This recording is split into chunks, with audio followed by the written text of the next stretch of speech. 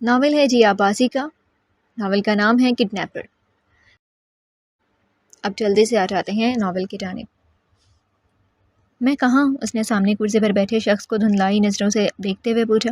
سر پر موجود بلب کی روشنی میں وہ بمشکل اپنی آنکھوں کو کھولنے کی کوشش کر رہی تھی جو دوائی کے زیر اثر اب بھی بند ہو رہی تھی۔ نہ جانے کیا دشمنی تھی اسے یہاں کیوں لایا گیا تھا، لیکن یہ بھی اندازہ ہو رہا تھا کہ سامنے بیٹھے شخص کے ارادے کچھ ٹھیک نہیں تھے، تبھی تو وہ رسیوں میں جکڑی اس نیم اندھیرے کمرے میں موجود تھی۔ میں تم سے پوچھ رہا ہوں کیوں باندھا ہے مجھے؟ کرسی پر بیٹھی وہ چلائی، ساتھ ساتھ رسیوں سے جکڑے ہاتھوں کو آزاد کرنے کی کوشش بھی جاری تھی۔ اے چھوکری، چیخ نہیں سمجھی ورنہ میں بھول جاؤں گا کہ تو ایک عورت ہے۔ کمرے میں کرخت بھری آواز گونجی۔ اس صنف نازک نے پھر اپنی آنکھوں کو کھولتے ہوئے اس شخص کو دیکھنا چاہا، پر بلب کی چپتی روشنی نے اس کی کوشش کو ایک بار پھر ناکام بنا دیا تھا۔ زندگی چاہتی ہے تم منہ بند کر کے بیٹھ۔ اس کے چہرے پر نظریں جمائے وہ کرخت لہجے میں بولا، کون ہو؟ کیوں مارنا چاہتے ہو؟ ابھی بات مکمل بھی نہیں کر پائی تھی کہ ایک بار پھر وہ بے ہوشی کی طرف جانے لگی۔ سامنے بیٹھا شخص خاموشی سے اس کی بند ہوتی آنکھوں کو دیکھتا رہا۔ چند لمحے گزرے کہ اپنی کرسی سے اٹھ کر دھیرے دھیرے قدم بڑھاتا وہ اس کے پاس آیا اور ہاتھ بڑھا کر اس کے چہرے پر آئے زلفوں کو کان کے پیچھے کرتا زیر لب بڑبڑایا، وہ کیوں مارنا چاہتا ہے تجھے؟ وہ ہسپتال کے کمرے میں بیٹھی بے بسی سے اپنی ماں کو دیکھ رہی تھی جو کینسر کے باعث ایک بار پھر اس ہسپتال میں موجود تھی۔ ڈاکٹرز انہیں جواب دے چکے تھے، جس کے بعد اس کا دل کر رہا تھا پھوٹ پھوٹ کر روئے، لیکن جویریہ کی طبیعت کے باعث وہ خود پر ضبط کرتی ان کی باتیں سن رہی تھی۔ آئمہ، تمہیں گھر جانا چاہیے، کافی تھک گئی ہو، اس حالت میں تمہیں اپنا خیال رکھنا چاہیے۔ وہ نحیف سی آواز میں اس کے بھرے بھرے وجود کو دیکھتے ہوئے بولی، لیکن میں آپ کو چھوڑ کر کیسے جا سکتی ہوں؟ اس نے پریشانی سے جویریہ کو دیکھا جو تیسری چوتھی بار اسے گھر جانے کا کہہ چکی تھی۔ حسان ہے میرے پاس، تم جاؤ، انہوں نے کہتے ہوئے 17 سالہ بیٹے حسان کی طرف دیکھا جو کرسی پر بیٹھا خاموشی سے ماں بہن کی گفتگو سن رہا تھا۔ ٹھیک ہے، پر کوئی بات ہو تو حسان مجھے فوراً کال کرنا، وہ کہہ کر اٹھ کھڑی ہوئی اور ان دونوں کو الوداع کہتی ہسپتال کے کمرے سے باہر نکل گئی۔ اس کا دل اداس تھا، بے حد اداس۔ کہنے کو تو جویریہ اس کی سوتیلی ماں تھی، لیکن انہوں نے کبھی اپنے سگے بیٹے حسان اور آئمہ میں فرق نہیں کیا تھا۔ آئمہ کی ماں سیما اس کی پیدائش کے دوران ہی خالق حقیقی سے جا ملی تھی، جس کے بعد رمیز شیخ نے آئمہ کو سنبھالنے کی خاطر اپنی سالی جویریہ سے شادی کر لی تھی، مگر 3 سال پہلے ہارٹ اٹیک کے باعث وہ بھی ان تینوں کو روتا چھوڑ کر اپنی آخری آرام گاہ میں جا سوئی تھی، اور آج 3 سال بعد جویریہ بھی اسے خود سے دور جاتی محسوس ہو رہی تھی۔ اسے خود پر قابو پانا مشکل لگنے لگا تھا، اس لیے فوراً ٹیکسی لے کر گھر کی طرف روانہ ہو گئی تھی۔ مائی وائف، تم رو رہی ہو؟ اسپیکر سے احتشام کی متفکر سی آواز ابھری۔ گھر آنے کے بعد وہ آرام کرنے کی غرض سے بیڈ پر لیٹی تھی کہ اسے احتشام کی کال آ گئی۔ ڈاکٹر جواب دے چکے ہیں، وہ بولی تو آواز بھر آ گئی۔ تم رونا بند کرو، اس طرح اپنی طبیعت خراب کر لو گی۔ ایک کام کرو، گھر سے باہر نکل کر قریبی پارک چلی جاؤ، اس سے تمہارا دل بہل جائے گا، تم بہتر محسوس کرو گی۔ آئمہ تخلیق کے مراحل سے گزر رہی تھی، اس لیے احتشام اسے چپ کراتا ہوا بولا، وہ اس وقت اسلام آباد میں تھا مگر صبح سے کئی بار کال کر چکا تھا۔ میں بھی ہسپتال سے آئی ہوں اور اب سونے لگی ہوں، بعد میں سو جانا، گھر سے باہر نکلوں، تمہاری اپنی طبیعت ٹھیک رہے گی تو تم حسان اور جویریہ آنٹی کو سنبھالو گی۔ وہ نرمی سے بولا، ٹھیک ہے، میں ہو آتی ہوں، شاید اس سے میں کچھ ہلکا پھلکا محسوس کرنے لگوں۔ اس نے حامی بھری۔ گڈ، اب باہر جاؤ، پھر واپس آ کر مجھے کال کرنا، بائے۔ مسکرا کر کہتا وہ کال کاٹ گیا۔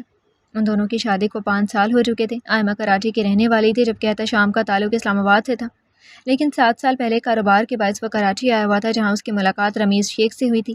چند ماہ میں ان کی اچھی جان پہچان بڑھ گئی تھی، جس کی بنیاد پر رمیز شیخ نے احتشام قریشی کے ساتھ مل کر اپنا خود کا چھوٹا سا بزنس شروع کرنا چاہا۔ اس دوران احتشام کا ان کے گھر آنا جانا کافی بڑھ گیا تھا۔ جب بھی وہ ان کے گھر آتا تو اکثر اس کا سامنا آئمہ سے ہو جاتا تھا۔ انہیں غیر ارادہ ملاقاتوں میں جہاں دونوں کے درمیان بے تکلفی کی دیوار گری، وہیں دل کی سرزمین پہ چاہت کی کلی کھل اٹھی۔ جویریہ اور رمیز کو بھی کیا اعتراض ہونا تھا، دیکھا بھالا کاروباری لڑکا تھا۔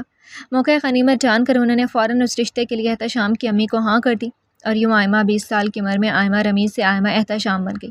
آئمہ نے گہرا سانس لیا اور اپنی چادر اوڑھ کر گھر سے باہر نکل گئی۔ اس کا دماغ بالکل معاف ہو رہا تھا، وہ یوں ہی غائب دماغی سے سڑک پر چل رہی تھی کہ تبھی اچانک ایک وین اس کے سامنے آ کر رکی۔ اس سے پہلے کہ وہ کچھ سمجھ کر کسی کو مدد کے لیے پکارتی، ان میں سے ایک آدمی نے تیزی سے وین کا دروازہ کھول کر اسے اندر کی جانب کھینچ لیا۔ ایک بار پھر اس نے آنکھوں کو کھولنے کی کوشش کی، ٹکراتا ہوا سر اوپر سے چپتی بلب کی روشنی اس کی کوشش کو ناکام بنا رہی تھی۔ اس نے واپس آنکھیں بند کر لیں۔ اے چھوکری، کھانا کھا لے۔ دروازہ کھول کر اندر آتا آدمی اسے ایک نظر دیکھ کر نظریں نیچے جھکا گیا۔ آئمہ نے بمشکل آنکھیں کھول کر اسے دیکھا، جو کم از کم 15-16 سال کا لڑکا تھا۔ اس کے ہاتھ میں کھانے کی ٹرے موجود تھی۔ آخر میں نے کیا بگاڑا ہے، مجھے کیوں باندھا ہے یہاں؟ وہ اسے دیکھ کر چلائی، باس نے کہا ہے تمہارا اس حالت میں چیخنا چلانا اچھا نہیں، کھانا کھا لو۔ وہ کہتا وہ آگے بڑھا اور اس کا دایاں ہاتھ کھولنے لگا تاکہ وہ آسانی سے کھانا کھا سکے، جبکہ آئمہ اس کی بات سن کر حیرت سے اسے دیکھ رہی تھی۔ کیسے عجیب کڈنیپرز تھے، جہاں ایک طرف اسے اغوا کیا تھا وہیں دوسری طرف اس کی حالت کا خیال بھی کر رہے تھے۔ مجھے نہیں کھانا، مجھے جانے دو، وہ ایک بار پھر چلائی۔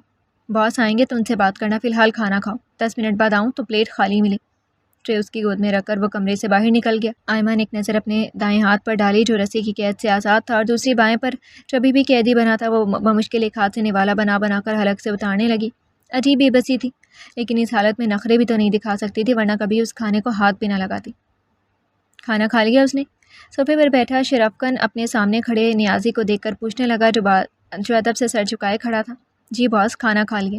ٹھیک ہے اب تم جاؤ، وہ کہتا ہوا خود بھی صوفے سے اٹھ کھڑا ہوا اور راہداری سے گزر کر اس کمرے میں آیا جہاں آئمہ رسیوں میں جکڑی چیخنے چلانے میں لگی تھی۔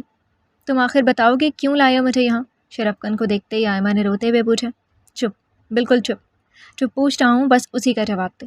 پہلے کے مقابلے میں وہ اب ذرا نرم لہجے میں گویا ہوا اور اس کے سامنے رکھی کرسی پر آگے کو جھک کر بیٹھ گیا۔ وہ کیوں مارنا چاہتا ہے تجھے؟ اس کے پوچھنے پر آئمہ رونا دھونا بھول کر الجھن بھری نظروں سے اسے دیکھنے لگی۔ کون مارنا چاہتا ہے مجھے؟ میں نے تو کسی کا کچھ نہیں بگاڑا۔ شرفقن جو کرسی پر آگے کو جھک کر بیٹھا تھا پیچھے ہوا اور کرسی کی پشت ٹیک لگاتا بغور اس کے چہرے کو دیکھنے لگا۔ بلا شبہ سامنے بیٹھی لڑکی خوبصورت ہونے کے ساتھ ساتھ معصوم بھی تھی، پھر نہ جانے اس شخص کی کیا دشمنی تھی جس نے اسے مارنے کے لیے شرفقن کو پیسے دیے تھے۔ کون مارنا چاہتا ہے مجھے؟ اس کی نظریں اور کمرے میں پھیلی خاموشی سے گھبرا کر آئمہ نے پھر پوچھا۔ شرفقن چند لمحے مزید اسے دیکھتا رہا پر پھر ٹھہرے ہوئے لہجے میں بولا، تیرا شوہر۔ لیونگ روم کے صوفے پر بیٹھا وہ آرام سے ٹی وی دیکھ رہا تھا جب موبائل کی بجتی ٹون نے اس کی توجہ اپنی جانب مبذول کروائی۔ اس نے ایک بیزار نظر سامنے ٹیبل پر رکھے اپنے موبائل پر ڈالی، مگر اگلے ہی لمحے اس کی آنکھیں چمکنے لگی۔ اس نے ہاتھ میں پکڑے ریموٹ سے ٹی وی کی آواز کم کی اور پھر ٹیبل پر رکھا موبائل اٹھا کر کان سے لگا لیا۔ ہیلو، تمہاری بیوی کو ہم نے اٹھا لیے۔ احتشام کے ہیلو کہتے ہی شرفقن کی آواز ابھری جس پر ایک مکروہ مسکراہٹ اس کے ہونٹوں کو چھو گئی۔ چند پل کی خاموشی کے بعد وہ مختصر سا بولا، کلہر۔ آئمہ پھٹی پھٹی نظروں سے کبھی موبائل کو تو کبھی شرفقن کو دیکھ رہی تھی۔ چند سیکنڈز پہلے سنی احتشام کی آواز نے اسے ہلا کر رکھ دیا تھا۔ اسے اپنے کانوں پر یقین نہیں آ رہا تھا کہ واقعی اس کے اپنے شوہر نے اسے مروانے کے لیے کسی کڈنیپر کو پیسے دیے تھے۔ سن لی اپنے مرد کی آواز؟ اب تو یقین ہو گیا ہوگا۔ کمرے میں گونجتی شرفقن کی آواز پر اس نے شرم سے اپنا سر جھکا لیا۔ کیسی بدنصیب عورت تھی وہ! شوہر تو بیوی کا صاحبان ہوتا ہے اور بیوی شوہر کی عزت، جبکہ اس کے اپنے شوہر نے خود اپنی عزت کو قتل کرنے کے لیے گنڈے کو سونپ دیا تھا، نہ صرف بیوی بلکہ اپنے ہونے والے بچے کو بھی۔ دیکھ ڈر نہیں، میں تجھے کچھ نہیں کرتا۔ اس کے جھکے سر کو دیکھ کر شرفقن نرمی سے بولا، جس پر ایک جھٹکے سے آئمہ نے سر اٹھا کر اسے دیکھا۔ وہ اسے ہی دیکھ رہا تھا۔ اتنی حیران کیوں ہو رہی ہے؟ گنڈا ضرور ہوں مگر اپنے بھی کچھ اصول ہیں، وہ سکون سے بولتا کرسی پر مزید پھیل کر بیٹھ گیا۔ کیا مطلب؟ اس نے ڈرتے ہوئے پوچھا۔ جان سے زیادہ اب عزت اور اپنے بچے کی فکر ستانے لگی تھی۔ دیکھ، ہم عورتوں اور بچوں کا قتل نہیں کرتے، اس لیے بے فکر ہو جا، تجھے بھی کچھ نہیں کریں گے۔ مگر آئمہ کے گلے میں گلٹی سی ابھری، نہ جانے وہ اس مگر کے آگے کیا دے۔ کہا نا ڈر نہیں، تجھے بس 1-2 دن ادھر رہنا ہوگا، سکون سے بولتا وہ آئمہ کا سکون غارت کر گیا۔ کیوں؟ وہ تیزی سے بولی، کیونکہ تیرے شوہر نے آدھی رقم دی ہے، پوری رقم تیرے قتل کے بعد، اس لیے جب تک پوری رقم نہیں ملتی تجھے نہیں چھوڑ سکتے۔ وہ کہتا ہوا اٹھ کھڑا ہوا۔ آئمہ نے بے چینی سے اسے دیکھا۔ بے فکر ہو کر ہے، کوئی تجھے کچھ نہیں کہے گا، بس جیسا کہہ رہا ہوں ویسا کرتی جا۔ آئمہ کی پریشانی کو بھانپ کر وہ اسے یقین دلاتا ہوا بولا۔ جانتا تھا ہر شریف لڑکی کو پہلی فکر اپنی عزت کی ہی ہوتی ہے۔ وہ چند لمحے وہیں کھڑا اس کے جھکے سر کو دیکھتا رہا، پھر خاموشی سے پلٹ کر کمرے سے باہر نکل گیا۔ باقی کے پیسے کب تک بھیج رہے ہو؟ صبح ہوتے ہی اس نے احتشام کو کال ملائی تھی اور کوئی بھی دوسری بات کے بغیر سیدھا مدعے پر آیا تھا۔ میرا کام ہو گیا، پلٹ کر سوال کیا۔ شرفقن نے موبائل کان سے ہٹا کر تعصب سے نفی میں سر ہلایا۔ اسے آئمہ کے لیے افسوس ہو رہا تھا، وجہ تو وہ نہیں جانتا تھا، پر یوں ایک شوہر کا اپنی بیوی اور ہونے والے بچے کو قتل کروانا اسے اچھا نہیں لگ رہا تھا۔ بس تھوڑی دیر میں تمہارا کام مکمل ہو جائے گا، اس کے بعد مجھے میرا پیسہ چاہیے۔ ٹھیک ہے، 3 بجے تک تمہارے اکاؤنٹ میں پیسے جمع ہو جائیں گے، لیکن قتل کے وقت اس کی چیخوں کو اپنے کانوں سے سننا چاہتا ہوں۔ احتشام صاحب فاقے سے بولا۔ اتنی سی بات، تم لائن پر رہو، ابھی تمہاری خواہش کو پورا کرتا ہوں۔ کہتا ہوا وہ اپنے صوفے سے اٹھا اور کمرے سے باہر نکل کر راہداری سے گزرتا اس دروازے کے سامنے جا کھڑا ہوا۔ ہاتھ کے اشارے سے اپنے بندے کو دروازہ کھولنے کا حکم دیا، جو تابعداری سے سر ہلاتا فوراً دروازہ کھولنے لگا۔ شرفقن اندر داخل ہوا جہاں وہ رسیوں میں جکڑی بیٹھی تھی، مگر کل کی نسبت آج وہ تھوڑا پرسکون نظر آ رہی تھی۔ لو، اپنی بیوی کی آخری بار آواز سن لو، کہنے کے ساتھ ہی اس نے ہاتھ میں پکڑی پستول آئمہ کی جانب اٹھائی، جو حیرت سے شرفقن کو دیکھ رہی تھی۔ کل تک تو وہ بول رہا تھا عورتوں اور بچوں کو قتل نہیں کرتے، اور آج اس پر پستول تانے کھڑا تھا۔ تم؟ اس سے پہلے کہ وہ کچھ کہتی کمرے میں فائر کی آواز کے ساتھ آئمہ کی چیخ بھی گونج اٹھی۔ امید ہے تمہاری تسلی ہو گئی ہوگی، اب میرا پیسہ میرے اکاؤنٹ میں پہنچ جانا چاہیے۔ فون کان سے لگائے تحکمانہ انداز میں کہتا وہ کال کاٹ گیا۔ پھر نظر پھیر کر سامنے بیٹھی آئمہ کو دیکھا جو ابھی بھی آنکھوں کو سختی سے میچے ہوئی تھی۔ آنکھیں کھولو، مری نہیں ہو۔ شرفکن کی آواز پر اس نے باری باری اپنی دونوں آنکھوں کو کھولا۔ اپنے زندہ ہونے کا یقین کر کے اس نے چہرہ موڑ کر دیوار کی طرف دیکھا جہاں گولی لگنے کا نشان موجود تھا۔ تم نے تو جان ہی نکال دی تھی، ایک دم اس کی زبان سے پھسلا۔ کہا تھا نا تم سے ڈرو نہیں، ہم عورتوں اور بچوں کو کچھ نہیں کرتے، وہ کہتا ہوا اس کے سامنے رکھی کرسیوں پر آ بیٹھا۔ آئمہ کو اس کے بدلے ہوئے انداز پر حیرت ہوئی تھی جو تو سے تم پر آ گیا تھا، مگر اس نے چہرے کے تاثرات سے واضح نہیں ہونے دیا۔ ویسے میں تمہارے بھائی کو بھی جانتا ہوں، اس لیے تمہیں اغوا کیا تھا تاکہ تمہیں تمہارے شوہر کی اصلیت بتا سکوں۔ اور یہ لگا آئمہ کو ایک اور جھٹکا۔ تم میرے بھائی کو کیسے جانتے ہو؟ میرے خیال سے تم لیاری کی رہنے والی ہو۔ تو یہ کہ میں بھی لیاری میں ہی رہتا ہوں، اکثر تمہیں تمہارے بھائی کے ساتھ آتے جاتے دیکھا تھا۔ جب کبھی تم اسلام آباد سے کراچی آتی تھی اپنی سوتیلی ماں اور بھائی سے ملنے، اس کے تاثرات کو بغور دیکھتا ہوا اس پر ایک نیا انکشاف کر گیا تھا۔ آئمہ حیرت سے اسے سن رہی تھی کہ ماں کے ذکر پر اسے ہسپتال میں موجود جویریہ یاد آ گئی۔ ماما، کیا میں اپنی ماما سے بات کر سکتی ہوں؟ نہیں ابھی نہیں، 3 بجے تمہارا شوہر پیسے میرے اکاؤنٹ میں بھیج دے گا، اس کے بعد تم یہاں سے جا سکتی ہو، وہ کہہ کر اٹھا اور دھیرے دھیرے قدم بڑھاتا اس کے سامنے جا کر کھڑا ہوا۔ آئمہ نے سر اٹھا کر اسے دیکھا، گلے میں ایک گلٹی سی ابھری کہ تبھی شرفکن نے اس کے چہرے پر آئی لٹ کو کان کے پیچھے کیا اور کچھ بھی کہے بغیر کمرے سے باہر نکل گیا، جبکہ آئمہ سانس روکے اب اس بند دروازے کو دیکھ رہی تھی۔ وہ خاموش بیٹھا جویریہ کو دیکھ رہا تھا جو آنکھیں بند کیے آرام کر رہی تھی۔ ان کی حالت کل سے تھوڑی بہتر ہو چکی تھی۔ حسان نے گہرا سانس لیتے ہوئے موبائل جیب سے نکالا اور آئمہ کو کال کرنے لگا۔ وہ صبح سے 2 بار کال کر چکا تھا لیکن وہ تھی کہ اٹھا ہی نہیں رہی تھی۔ کیا ہوا، بات ہوئی؟ آنکھیں کھولتے ہوئے انہوں نے نحیف سی آواز میں پوچھا۔ انہیں کال نہیں اٹھا رہی۔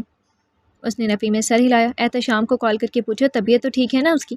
جی کرتا ہوں، اس بات میں سر ہلاتے ہوئے اس نے اب کی بار احتشام کو کال ملائی جو دوسری بیل پر ہی اٹھا لی گئی۔ ہیلو، اسپیکر سے احتشام کی آواز ابھری۔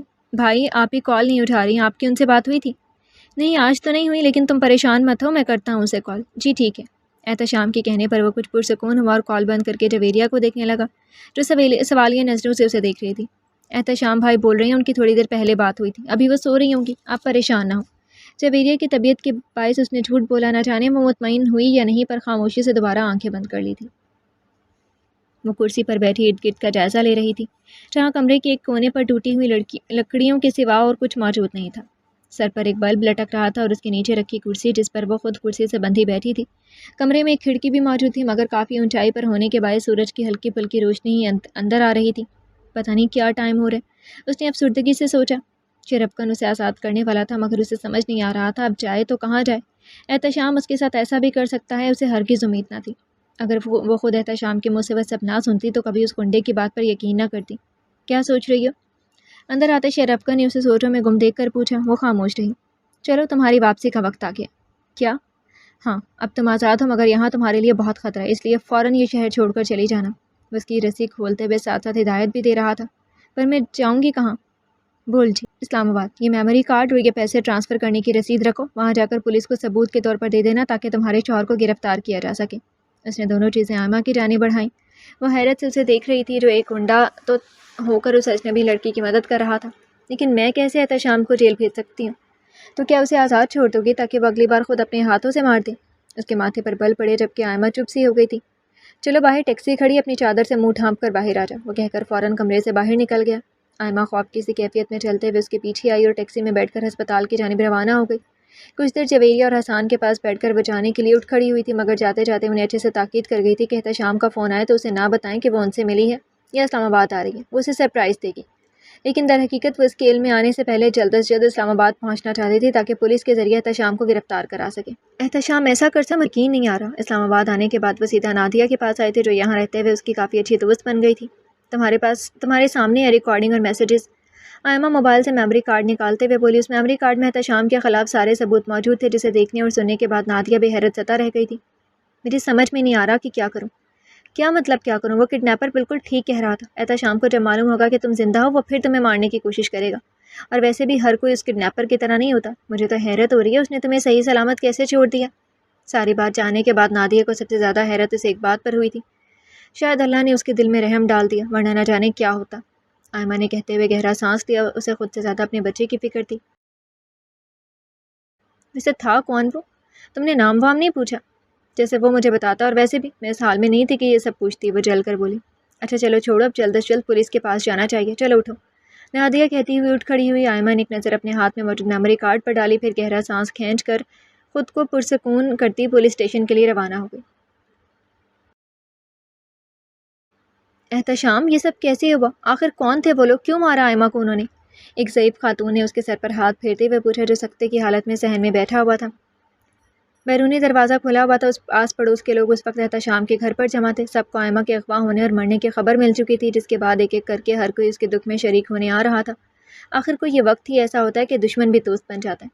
بیٹا بس صبر کر، نہ جانے اس معصوم سے کیا دشمنی تھی، کتنی پیاری بچی تھی اور اب تو ماں بھی بننے والی تھی، ایک اور خاتون بولی، جبکہ اپنے ہی گھر سے تھوڑا فاصلے پر گاڑی میں بیٹھی آئمہ دکھ سے اس تماشے کو دیکھ رہی تھی۔ کل سے اب تک وہ خود کو بارہا سمجھا چکی تھی، مگر اس دل کا کیا کرتی جو خون کے آنسو رو رہا تھا۔ وہ خود پر ضبط کرتی گاڑی سے اتری اور دھیرے دھیرے مضبوط قدم اٹھاتی دروازے کے سامنے جا کر کھڑی ہوئی۔ سرپرائز، میں زندہ ہوں! احتشام جو سر چکائے بیٹھا تھا، اس آواز پر ایک جھٹکے سے سیدھا ہوا۔ باقی سب بے حیرت سے اسے دیکھ رہے تھے۔ آئمہ، تم زندہ ہو؟ خود پر قابو پاتے ہوئے وہ آئمہ کی جانب بڑھا، مگر کانوں میں پڑتے پولیس سائرن کی آواز پر چونک کر اسے دیکھنے لگا، جو بے تاثر چہرہ لیے کھڑی تھی۔ You are under arrest mister Ehtesham. Police officer van سے نکل کر اس کے سامنے آیا۔ کس جرم میں؟ کیا کیا ہے میں نے؟ تمہارے خلاف اریسٹ وارنٹ ہے، اپنی بیوی کو اغوا کروانے اور اس کو قتل کروانے کے جرم میں۔ تمہیں ہمارے ساتھ چلنا ہوگا۔ آفیسر کی بات پر احتشام نے گھبرا کر آئمہ کی طرف دیکھا، جب نفرت سے اسے دیکھ رہی تھی۔ کیا اسے سب پتہ چل گیا تھا؟ گھر آئے سارے لوگ اب چہمگوئیاں کر رہے تھے۔ اس نے ایک نظر سب پر ڈالی اور پھر پاس کھڑی عورت کو دھکا دے کر بھاگنے ہی لگا تھا کہ پولیس اہلکاروں نے آگے بڑھ کر تیزی سے اسے قابو کیا۔ چھوڑو مجھے! کیوں کیا تم نے ایسا احتشام؟ آئمہ نے افسردگی سے اسے دیکھتے ہوئے پوچھا، جو مسلسل خود کو چھڑوانے کی کوشش کر رہا تھا۔ کیا؟ مجھے اپنے ہاتھوں سے تمہارا گلا دبانا چاہیے تھا۔ ساری محنت میری اور کاروبار تم بھائی بہن کا۔ اب جب سچ سامنے تھا تو احتشام نے بھی کوئی لحاظ نہیں کیا۔ آئمہ بے یقینی سے اسے دیکھنے لگی، یعنی وہ صرف اسے راستے سے نہیں ہٹاتا بلکہ آگے جا کر اس کے بھائی کا بھی نقصان پہنچاتا۔ لیکن تم فکر نہیں کرو، میں واپس آؤں گا، یاد رکھنا۔ پولیس وین کی طرف جاتے ہوئے وہ چبا چبا کر بولا۔ سارا پلان الٹا پڑ گیا تھا۔ اسے آئمہ سے زیادہ شرفکن پر غصہ آ رہا تھا، جس نے موٹی رقم اس سے وصول کر کے بھی آئمہ کو زندہ چھوڑ دیا تھا۔ میں تمہیں کبھی معاف نہیں کروں گی احتشام، تم نے تو ہمارے بچے کا بھی نہیں سوچا۔ پولیس وین کو دور جاتے دیکھ کر وہ زیر لب بڑبڑائی اور کسی کی جانب بھی دیکھے بغیر فوراً وہاں سے نکلتی چلی گئی۔ اس دن کے بعد وہ اسلام آباد سے واپس کراچی چلی آئی تھی اور آتی ہی ساری بات حسان کے گوش گزار کر دی تھی۔ البتہ جویریہ کی طبیعت کے باعث انہیں کچھ بھی بتانے سے منع کر دیا تھا، مگر قسمت میں شاید مزید امتحانات لکھے تھے کہ ایک ہفتے بعد ہی جویریہ کا انتقال ہو گیا۔ دونوں بھائی بہن کے لیے یہ خبر قیامت سے کم نہ تھی، لیکن یہی دنیا کا دستور ہے، جو آیا ہے اسے واپس بھی جانا ہے۔ جویریہ کے انتقال کے بعد آئمہ نے خود کی توجہ کاروبار کی طرف مبذول کر لی تھی۔ حسان بھی کالج سے آنے کے بعد فیکٹری چلا جایا کرتا تھا۔ یہ بھی آئمہ کی خواہش تھی، وہ چاہتی تھی کہ ابھی سے وہ اپنی ذمہ داری کو سمجھے، تاکہ پھر کوئی احتشام ان کی آنکھوں میں دھول نہ جھونک سکے۔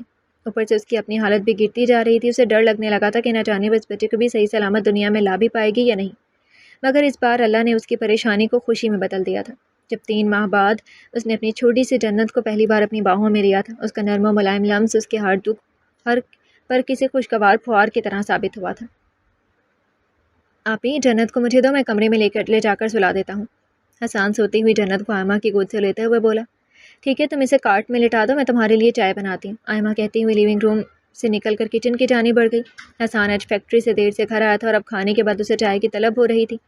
حسان جنت کو اٹھائے اسے آئمہ کے کمرے میں لے آیا اور کارٹ میں لٹا کر اسے پیار کرتا واپس اپنے کمرے سے باہر نکل گیا۔ جب کھڑکی پر ڈلے پردے کے پیچھے چھپا شخص حسان کے جانے کا یقین کر کے بغیر کوئی چاپ پیدا کیے کارٹ کے پاس آیا اور جنت کو اپنے بازوؤں میں اٹھا کر دلچسپی سے اسے دیکھنے لگا، جو ہو بہو اپنی ماں کی کاپی تھی۔ میری شہزادی، پہچانا اپنے بابا کو؟ وہ سرگوشی کرتے ہوئے بولا۔ جلد تم اور تمہاری ماں میرے پاس ہوں گے۔ اس کے ماتھے پر بوسہ دے کر وہ پھر سے اس کے چہرے کے ایک ایک نقوش کو دیکھنے لگا کہ کمرے کے باہر ہوتی آہٹ پر چونکا اور جنت کو واپس کارٹ میں لٹا کر تیزی سے کھڑکی کے راستے سے باہر نکل گیا۔ اے، کون ہو؟ اندر آتی آئمہ کی نظر اس پر پڑی تو وہ چلائی۔ اپنی جانب پشت ہونے کے باعث وہ اس کا چہرہ نہیں دیکھ سکی تھی۔ کیا ہوا آپی؟ حسان اس کی آواز سنتا فوراً کمرے میں آیا۔ کوئی تھا، میں نے کھڑکی سے جاتے دیکھا۔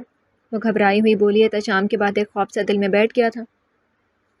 حسان تیزی سے آگے بڑھا اور کھڑکی سے باہر دیکھنے لگا، شاید کوئی نظر آ جائے، مگر وہاں کوئی اور ہوتا تو نظر آتا۔ رات کے باعث گلی میں سناٹا چھایا ہوا تھا، ویسے بھی یہ لیاری کا علاقہ تھا، اتنی رات کو یہاں کوئی باہر نہیں نکلتا تھا۔ وہ کھڑکی بند کر کے واپس آئمہ کے پاس آیا، جو فق چہرے کے ساتھ کھڑی تھی۔ وہ اگر نہ آتی تو شاید وہ شخص جنت کو نقصان پہنچا دیتا۔ کوئی نہیں ہے، چلیں آپ جا کر میرے کمرے میں سو جائیں۔ وہ جنت کو کارٹ سے اٹھا کر اس کے پاس آیا اور اسے لیے کمرے سے باہر نکل گیا۔ کہیں کہ احتشام تو نہیں؟ وہ اپنا خدشہ ظاہر کرنے لگی۔ وہ جیل میں ہے آپ ہی، وہ باہر بھی تو آ سکتا ہے۔ اب کہ حسان خاموش ہو گیا، وہ خود بھی پریشان ہو گیا تھا، مگر آئمہ کی حالت دیکھ کر اس نے کچھ ظاہر نہیں ہونے دیا۔ نہیں، یہ بھی تو ہو سکتا ہے چور ہو۔ اب آپ آرام کریں، میں لیونگ روم میں ہی ہوں، کچھ چاہیے ہو تو آواز دے دیجیے گا۔ وہ اسے اور جنت کو اپنے کمرے میں چھوڑ کر خود باہر نکل گیا تھا۔ اسے جنت کے لیے کچھ ضروری سامان خریدنا تھا، اس لیے وہ آج دوپہر میں مارکیٹ چلی آئی تھی۔ سارا سامان لینے کے بعد وہ اپنی چادر ٹھیک کرتی تیزی سے اپنی گاڑی کے پاس آئی اور سامان پچھلے نشست پر رکھ کر دروازہ بند کرتی ڈرائیونگ سیٹ پر آ بیٹھی۔ جنت گھر پر اکیلی تھی، اس لیے اسے جنت کی فکر ہو رہی تھی۔ حالانکہ اس واقعے کو ایک ہفتہ گزر چکا تھا، اس کے بعد سے اس نے پھر کسی کو گھر میں گھستے یا نکلتے نہیں دیکھا تھا، مگر پھر بھی دل میں ڈر سا بیٹھ گیا تھا، جنت جاگ نہ گئی ہو ورنہ رو رو کر برا حال کر لے گی۔ اس نے سوچتے ہوئے ابھی گاڑی سٹارٹ کی ہی تھی کہ کوئی تیزی سے دروازہ کھولتا اس کے برابر والی سیٹ پر آ بیٹھا۔ جلدی چلاؤ، گاڑی چلو۔ چہرے پر نقاب لگایا، ہاتھ میں پسٹل تھامے وہ اس کی حیرت سے کھلی آنکھوں میں جھانکتا گرایا۔ چلو، میری شکل کیا دیکھ رہی ہو؟ وہ جھنجھلا کر بولا۔ آئمہ جو حیرت سے اسے دیکھ رہی تھی فوراً سنبھلتے ہوئے گاڑی سٹارٹ کی اور آگے بڑھا دی۔ اس راستے پر ڈالو گاڑی، ایک اور حکم جاری کیا۔ اس کے ہاتھ میں موجود پستول دیکھ کر وہ خوفزدہ ہوتی اس بات میں سر ہلانے لگی اور فوراً گاڑی اس کے بتائے ہوئے راستے پر ڈال دی۔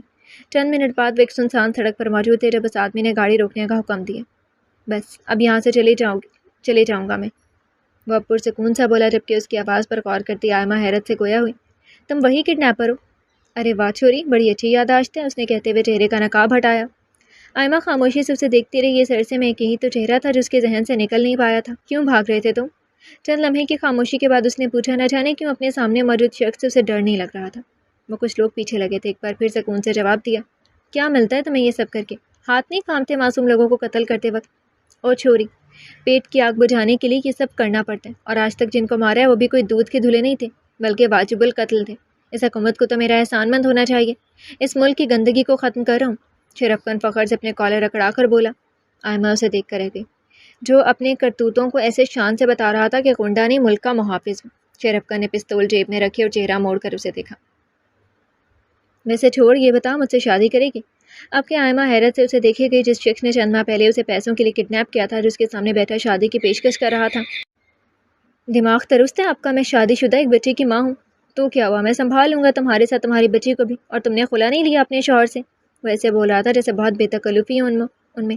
یہ آپ کا مسئلہ نہیں ہے، اور گاڑی سے اترے، مجھے گھر جانے۔ وہ ناگواری سے بولی، حالانکہ احتشام کے جیل جانے کے بعد ہی اس نے خلا کا کیس بھی دائر کر دیا تھا، مگر اس گنڈے کو بتانا اس نے مناسب نہیں لگا۔